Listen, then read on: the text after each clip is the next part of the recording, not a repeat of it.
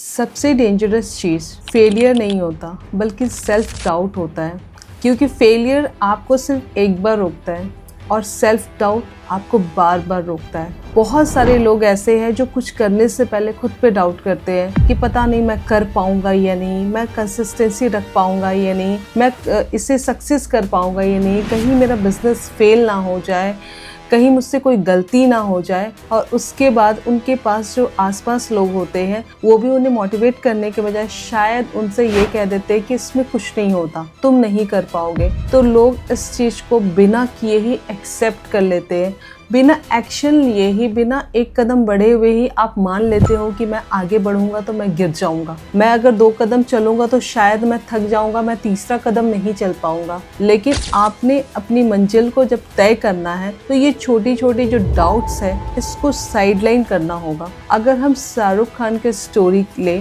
तो जब शाहरुख खान दिल्ली से मुंबई आए थे तो उनका ना ही कोई बैकग्राउंड ऐसा स्ट्रॉन्ग था जिसके बेस पे वो फिल्म इंडस्ट्री में अपनी पहचान बना पाते, और ना ही उन्हें कोई फिल्में मिल रही थी। जेब में कुछ खास पैसे भी नहीं थे और लोग उन्हें ये भी कह रहे थे कि हीरो के जैसा तुम्हारा फेस नहीं है, तुम कभी हीरो नहीं बन पाओगे। तो जरा सोचो, जिसे दुनिया आज किंग खान के नाम से जानती है, लाखों करोड़ों में उनके जो फैंस हैं वो उन्हें शायद कभी जान भी नहीं पाते कि शाहरुख खान है कौन, अगर वो लोगों की बातों को एक्सेप्ट कर लेते और खुद पे डाउट करते। लेकिन उन्हें आज यहाँ तक सिर्फ और सिर्फ उनका जो बिलीव था खुद के ऊपर, वो उनका सक्सेस का सबसे बड़ा रीज़न बना। याद रखना कि भगवान ने सबके लिए कुछ ना कुछ सोच रखा है, और अगर आपको लगता है कि आप किसी भी चीज़ के लायक नहीं हो ना, तो शायद आप खुद पर नहीं, आप भगवान पर भी डाउट कर रहे हो, क्योंकि भगवान ने ऐसी कोई चीज़ें नहीं बनाई हैं। क्योंकि प्रॉब्लम ये नहीं है कि लोग आप पर डाउट करते हैं, दुनिया का यही काम है आपको आगे बढ़ने से रोकना।